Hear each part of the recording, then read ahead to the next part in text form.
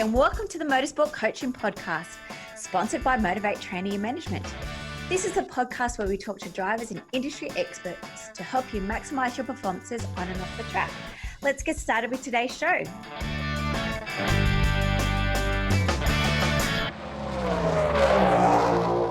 Hey guys, welcome to episode 32 of the Motorsport Coaching Podcast. I am your host, Belinda Risley, and today I am joined by the lovely Miss Abbie Eaton. For those who don't know about Abbie, well, you have to stay tuned to listen to her awesome story about her career in motorsport. But she is on loan from the UK. She's a TV media personality, currently a part of the Grand Tour, and has currently been testing with Walkinshaw and Matt Stone Racing. She's looking to secure a drive in Super 2's in 2019 V8 Supercar Championship, studying in Adelaide in March. Please help me welcome Abbie to the show. Welcome to the show, Abbie. Thanks for that. Thanks for having me on. So what brought you to Oz? Of all the places in the world that you could have gone to pursue your racing career, why have you decided to come to Australia and pursue? So basically, I've always been interested in the Australian supercars. Ever since I was a young kid, I've just, when you watch them on the television and so on, you just think they look absolutely ridiculously good fun. And kind of probably the last maybe 2 or 3 years, I've kind of got into it maybe a bit more motivated to actually do something about it, because my dad actually bought a Holden Commodore from 1983. Yeah. So he had that brought across and kind of stored it, and it's basically a replica of Peter Brock's Bathurst livery from '83. So obviously in the UK it attracts quite a lot of attention, and it's just a proper old school car that you've got to drive properly. In a way, the kind of modern V8 supercars are very similar to that, because you haven't got any of the kind of driver aids that in GT cars, which is what I usually race, I've got. So it's just down to the driver and the car, and it's when you have the two meshed together and it's in kind of harmony with each other, then that's when you get the drivers at the top of the field that you have today. Yeah, and so is Supercars big over in UK? I guess for us here, it's our sport, we love it. What's it like overseas watching the Supercars? I think if you ask any proper racing driver, if you say money's not an issue, it doesn't matter if you've got to do this or got to do that. One race championship that you want to do and you want to have fun in and race with your friends or whatever, what would it be? Everyone would say the Australian supercars, because they just look so much fun to drive, and it's just like a big go-kart. But because there isn't any kind of technology to kind of, I guess in GT cars, in kind of amateur professional stuff, the cars make it easier for the amateur drivers to be closer to the pros. Whereas in these ones, it is just every single driver in the top 10 is a proper professional driver, and they're absolutely wicked at it. And it's a proper art to watch, and it's just incredible. I can't walk past the TV with it on without stopping and watching for a bit. Yeah. And what do you love about it? Just that, obviously now you've driven one, but before that, what was the attraction towards it? Just the racing. Yeah, just the raw power of it all. It's just, it's not, about 600 odd brake, it's got a lot of power under your right foot, but it's just you haven't got any technology to catch you if anything goes wrong. So if the driver makes a mistake, it's going to bite you, and that's the kind of draw, because I think quite a lot of cars now, especially with hybrid technology and everything is all kind of moving forward with state of the art stuff, whereas supercars, it's all very the awe of it and the raw kind of power and nature of it is just basic car. You've got 4 wheels, you've got a steering wheel, and where you go, and it's the best driver wins. Yeah, and I know for a fact that you would know about racing different types of cars because you were on the Grand Tour last year as the test driver. So you obviously got to test a lot of different vehicles. What does a kind of a V8 supercar equivalent to, I guess, in the UK, or power-wise or driving ability-wise? What have you put it in line with?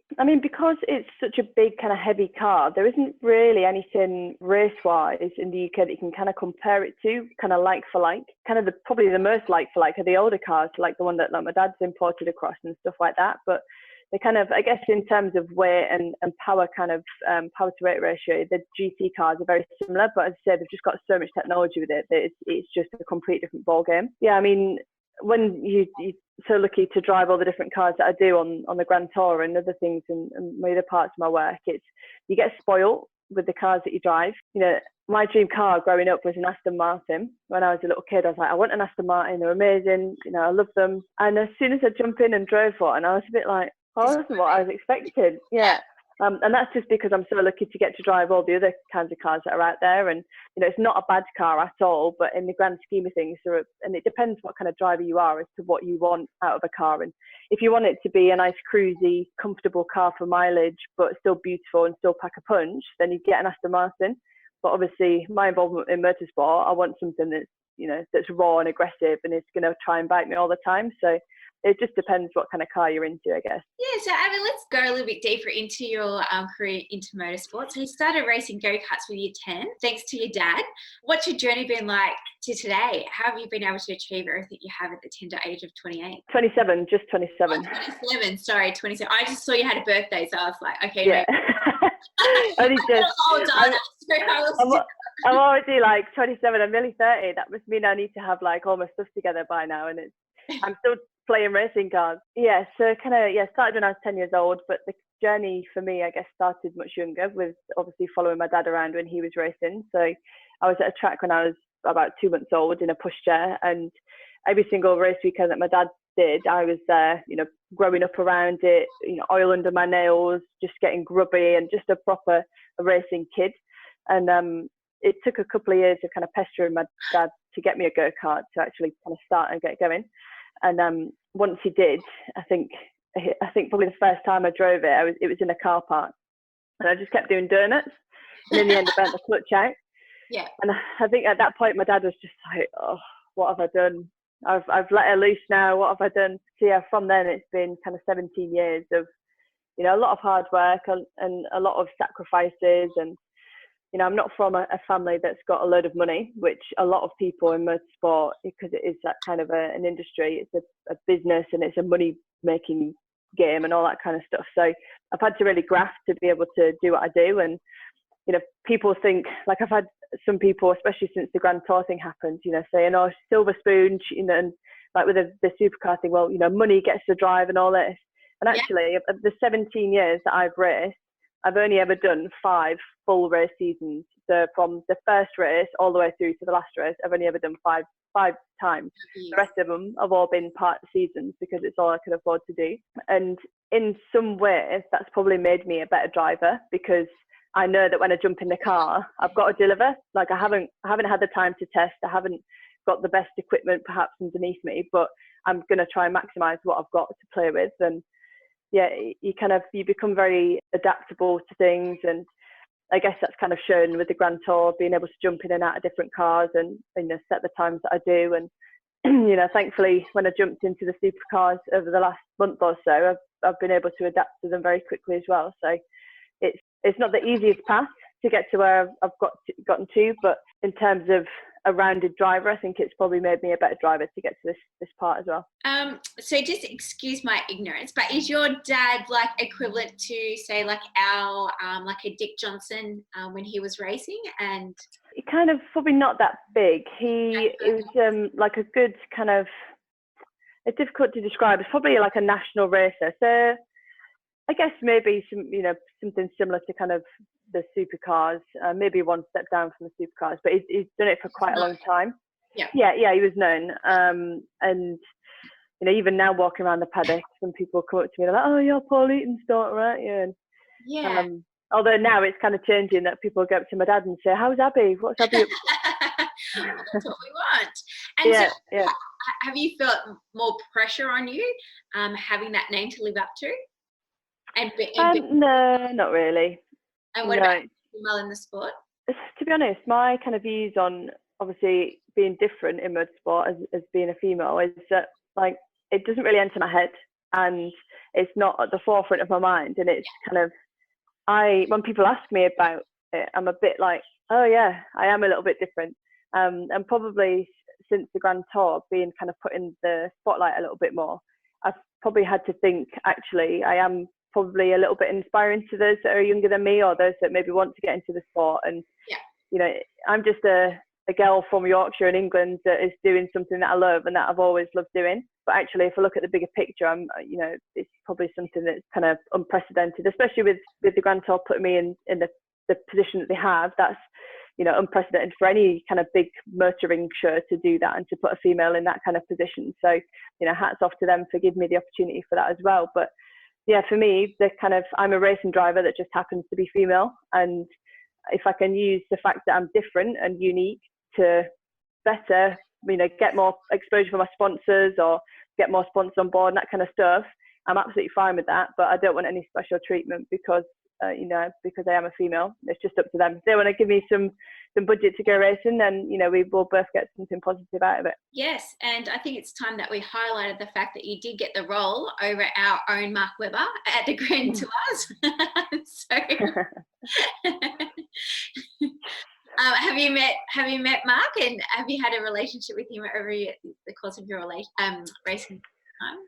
No, so I haven't actually met Mark. So when the kind of auditions and stuff were happening, it was all you'd have like an hour slot where it would just be you at the track with the crew, and then you'd be shipped out, and then someone else would be in for the next hour. So it was all very kind of secretive, and everything was kept hush and that kind of stuff. Yeah, those kind of things always are that kind of way. But I haven't actually had any kind of personal exposure or chat to Mark. But a funny story from this year at the Silverstone Classic, which is a big kind of classic race meeting in the UK that happens every year. And I was racing my dad's Holden in one of the championships, and we'd got some T-shirts done, so it had a big Holden car on the front, and a few of my friends were wearing them. And one of the guys, Matt, he had it on, and Mark Webber's dad was there, and he shouted at him, it's like, "Oh, Matt, are you driving that Holden?" And he was like, "No, it's Abbie," and like pointed down to me. And apparently Mark Webber's dad was like, "What? Sheila's driving that thing?" And he was like, "Oh, fair play. Wow, she's really hustling that thing." So that made me laugh. Like, obviously the typical Sheila tag for a bird, which cracked me up. Yeah, he's an old school man from Canberra who's very proud of his dad. Yeah. But without a doubt, even though you've only raced five seasons, you certainly have had a great career to date, winning 2 championships, and you've had over 25 wins. What was those championships? What categories were those championships wins in? And what's been your favourite category to date so far? So my first championship win came in 2009, and it was the production touring car championship. So it was kind of obviously production road cars that are kind of stripped out and caging and stuff like that. So kind of the theory behind it was obviously these cars you can look at on the track and think, well, actually, I've got one of those at home and I drive around in one of those kind of things. But obviously, when you look underneath it, it's all, very much a racing car. But so that was my first series in senior racing. So I did karts for 4 years, and then I moved out into cars when I was 15, and I did that for a couple of years, and then moved into the senior racing where you compete against however old kind of drivers and whatever experience. And it was just a really successful year. Kind of got on with the car and got on with the team and knuckled down and ended up winning that. Got a fair few wins in the championship overall as well. So that was a nice boost to kind of come into senior racing and to have that kind of platform to go on.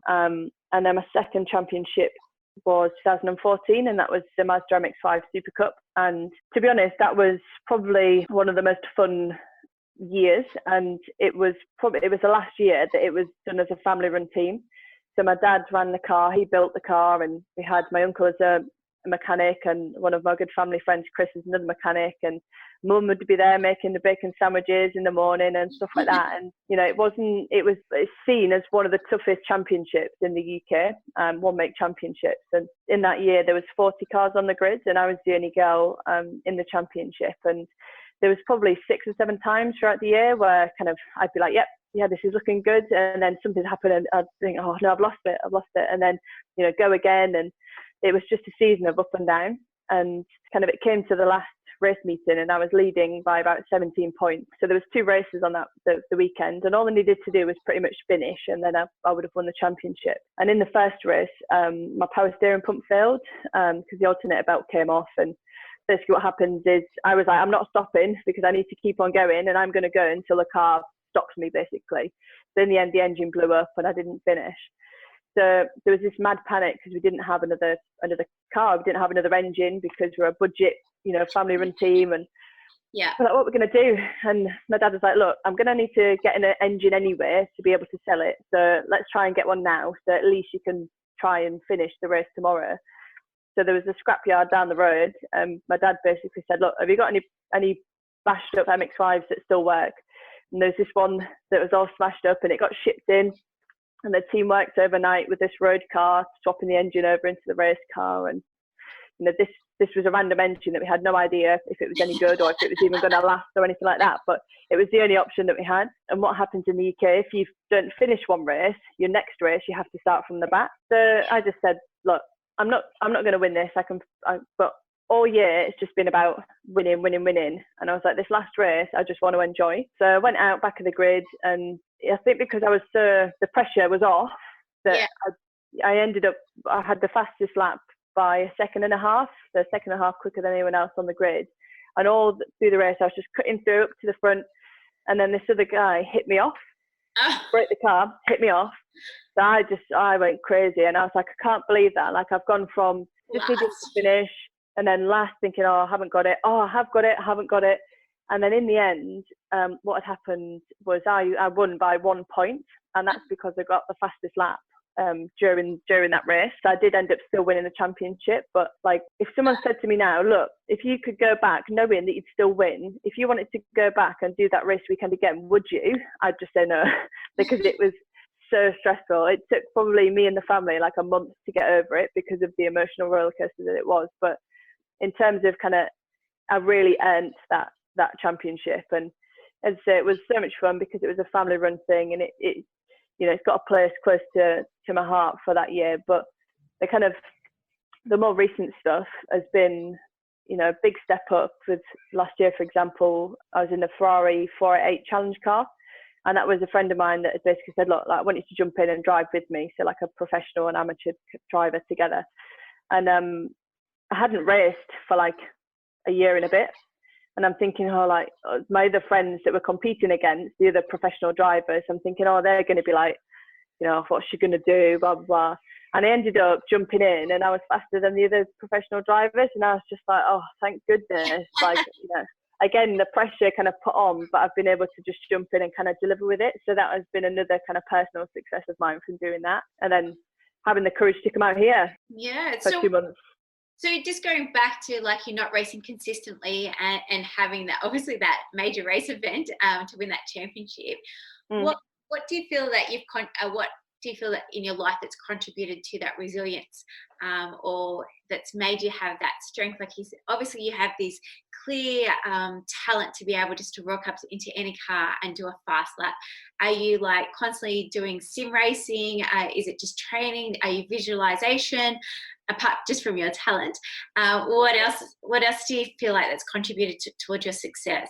I think I'm very focused. And for example, like when I came out here before, I was on the sim, making sure that I knew where the track was going and making sure that I was fit enough to be able to drive the cars, and just trying to mentally put yourself in the right frame of mind so that when you jump in, you're not worrying about bits and bobs and you just kind of get on with it. And even if you haven't got that kind of luxury, because like to go on the sim in the UK is very expensive, and it's about, for 3 hours, I think it's about the equivalent of maybe $700. So it's still an investment to put into it to obviously put yourself in a better position. So if you haven't got that, it's just on the day allowing yourself to pick up on everything. Like, there are some people that will walk in and be like, I know what I'm doing, I've done this for however long, whatever, blah, blah, blah.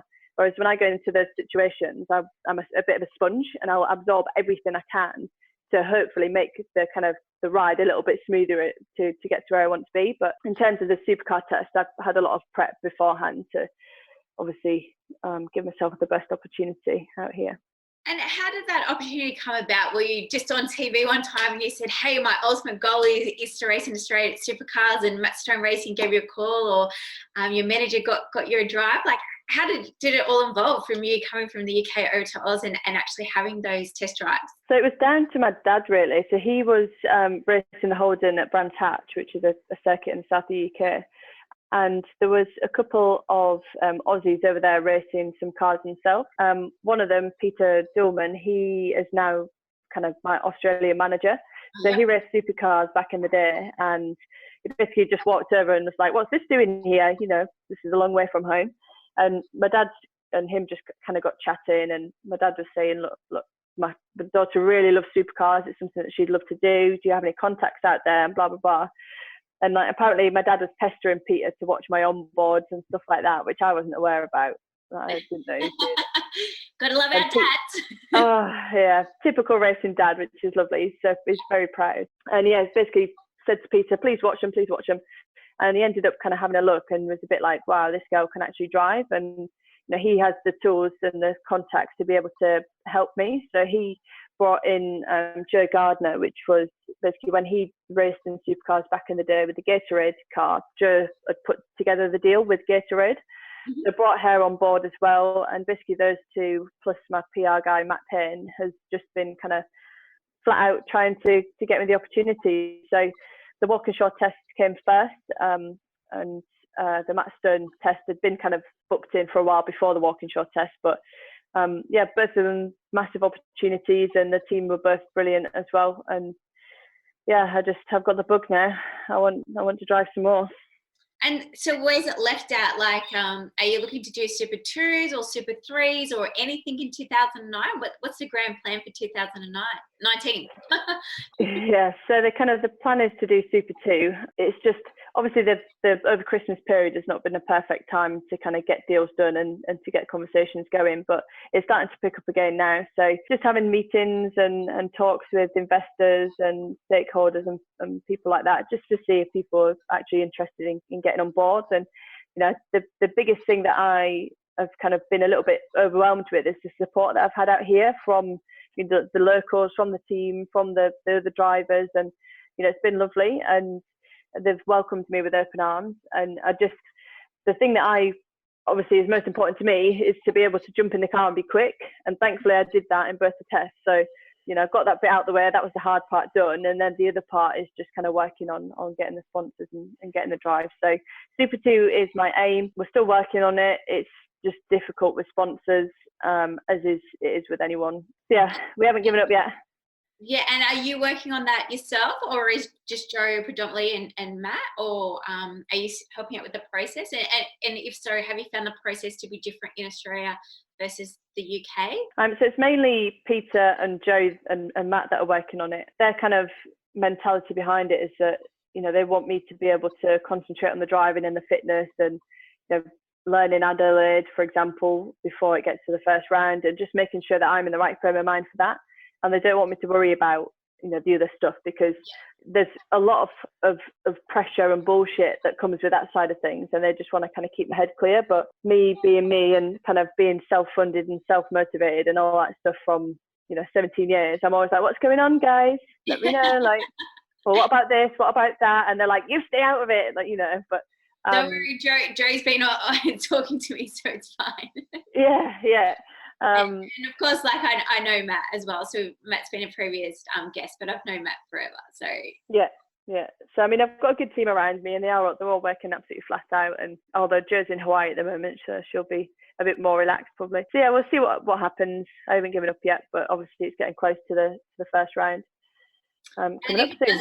And if it doesn't transpire, what's plan B? Are you going to race a lower support category? Are you going to head home, or? I don't know yet.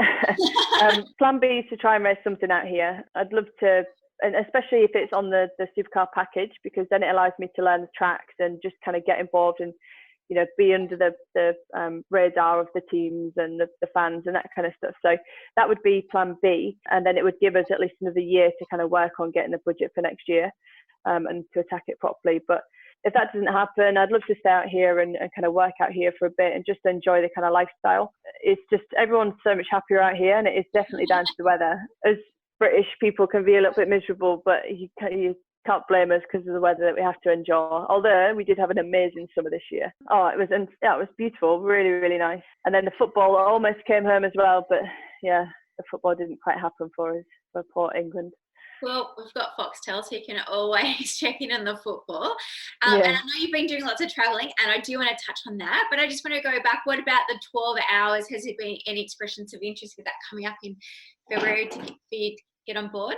Yeah, so the kind of initial plan was to try and do the 12 hour as well, just to kind of, as a little bit of a springboard and kind of, this is me, this is what I'm doing, blah, blah, blah, before the season starts. But in the end, we just decided that it's probably better to just focus on the Super 2 season. And, Bathurst is an incredible track. I've not driven it personally yet, but I've done a lot of laps on the sim with it. And it's just to drive anything around there would be an absolute dream. But I didn't want to kind of stress myself out trying to get the budget and get something for that, when actually it's one race. Yes, it's one amazing race, but I want to concentrate on the season of Super 2 instead. And so since you've been here, what racetracks in Australia have you visited or have been on? So last year when I came out here, I went to Phillip Island, and there was GT cars going round. And I really wanted to go and just be like, please, someone, please just let me have a drive. Please, I promise, I know that I'm a girl from Britain, but please, I'm actually all right. Let me have a go. But in the end, I just went around the go-kart track with my family. But one of my friends has just offered to let me have a steer around Phillip Island, so I'll be back in the UK by that time, which is a shame. So the tracks are actually driven here. So the first test with Walkinshaw was at Winton. So probably a good track to have my first experience on, because it's kind of got the really hard braking zones and, you know, the couple of faster high speed corners. It was, you know, good fun and good place to start. And then the second test with Matt Stone Racing was at Queensland. So yeah, that was a different track altogether. Obviously fairly easy in terms of kind of, you know, there's not many corners, but all very high speed. And it's just the technique to get the cars to turn and to get the thing stopped as well. Just took a little bit of learning, but once I kind of got my head into it, it was good fun. And yeah, I just want to drive all the tracks now, but mainly Bathurst is what I want to do. Of course you do. And so you just mentioned that you're going to go back to England. When are you planning to go back? Yeah, so I'm going to go back on next Monday. So I'll be back just to see the family, and then I've got a ski trip in France, which has been booked for a year or so. I'm going to do that, and then I am due to come back again on February the 3rd, so start of Feb. But we'll just see how the talks go. Basically, if there's going to be kind of more meetings and stuff booked in, which there should be, then I want to be here for them and I want to be present in them, because ultimately the person that can sell you is you. sell myself the best is me. And it's all right someone saying, you know, that I am chatty and, you know, I can speak and, you know, I'm a good ambassador, but unless I'm sat there, you know, they think that themselves, then it's just easier for me to be there. But if not, then I would love to come back out again throughout the year and yeah, just live the dream a little bit longer. I don't want to work. I don't want to go back to work. No, and you have been living the dream, back to your travels. And so where in Oz have you been since you've been here? Love watching you. Yeah, well, as many places as I can be, really. So the first week I spent in Sydney, so I kind of flew in and stayed at my manager's house in Sydney, and then went down to Melbourne for another week, and then went up to Brisbane for another week, and then I'm now kind of living in Newcastle, so just north of Sydney. So yeah, I'd love to kind of drive up to Bathurst as well. So if I end up coming back in February, that's what I'll probably do. I'll take a bit of a road trip up to Bathurst and see what's cracking up there. But yeah, Australia's a massive place, so I've still got lots to explore. And so I won't keep you any longer, Abbie. I really appreciate your time tonight. I just wanted to know, do you have any advice for upcoming drivers that are wanting to race maybe internationally, and you know, how they go about fulfilling their dreams? I think the main thing is just kind of don't give up. Motorsport is quite a fickle business, and you know, you can get knocked down a lot and you just think, why am I doing this? It's very difficult to kind of stay motivated when especially when something's your passion and your role and you're really motivated and you want to stick with it and you want to do well, and actually no one gives you the opportunity, and you've just got to believe in yourself still and just push yourself. And if a little sniff of an opportunity happens, go in and speak to the team and find out what you need to do and just be better than everyone else. Kind of with these tests that I just did, you know, I was emailing the team the week before saying, have you got any data runs from the previous time you were there? Have you got this? Have you got that? Just so that they think that actually I am switched on and that I want to do well, because some drivers will just rock up on the day and be like, right, what's going on then? You know, what are we up to today? So yeah, just try and be better than everyone else in terms of more prepared, not in terms of dirt walking, thinking you're the best thing since whoever, and just give it your all. And if your all's not good enough, you know, you can't do anything more. Fantastic. Thank you very much. I've got a few more personal questions, nothing too daunting. So why do you hate tomatoes? I just don't like them. I really don't like tomatoes. You know what, they look so nice, especially with balsamic vinegar and some onions. Like in France, that's all the family eat. But it's just not for me. No? Can't do So it. mushrooms just don't like the taste or the texture, or? I can't do the texture. Horrible. Like, I think it's because my mum used to cook really nice fajitas, chicken fajitas. Yeah. And she'd use like chicken thigh and she'd put bits of mushroom in. Yeah. And when you look down, the mushroom kind of looks like chicken. So you take a big bite and it would be a mushroom. So I think that's where I blame my mum. You have to order a pizza with no mushroom. Yep, no mushrooms. And no tomato. I can do the tomatoes, I'll just pick them off. Fair enough. And so, Abbie, through your experience, what is your favourite track in the world and why? My favourite track that I've had the pleasure of driving or experiencing yet is probably, I love Eaton Park in England. It's a track with kind of ups and downs and, you know, banked hairpin, and it's what we call a driver's track. So it has the capacity to be very dangerous. I think drivers are a little bit weird because the closer they are to death and the closer they are to something going wrong, that's when they thrive the most. And most people in the UK that have driven Eaton Park love it as well. But I think if I were to drive Bathurst, it would be Bathurst. Well, that is the most common answer here, obviously. But I also interviewed Jess Shanahan today for Get Paid to Race from the UK, and she agreed with the same track as you. So I must get over there and have a look and check it out.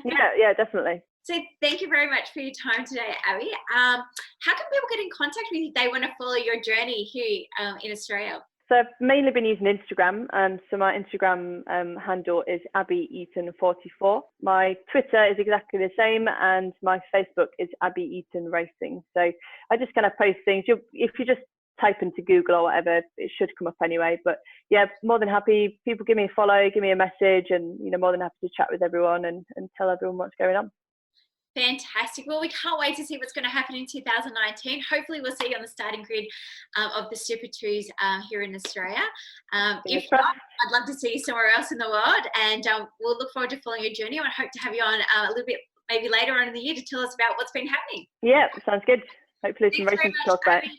Thanks very much, Abbie. Have a great time going home. Enjoy the snow, a little bit different from and we'll talk to you soon. Thanks. Bye. Well, thanks everyone for listening to this week's show. I really hope you enjoyed that one as much as I did. Now, remember, all the show notes with the links and the specials mentioned in today's show are available over at motivatetraining.com.au. If you haven't already, I'd really appreciate if you could head to iTunes or Stitcher, type in Motorsport Coaching, subscribe, and leave us a review. Each week, I'll read them out, and you'll go into a monthly draw to win a fantastic prize. If you have any questions or comments, please email us at motivatetraining.com.au or head over to our Facebook page at Motivate to Tea. Until next time, take care.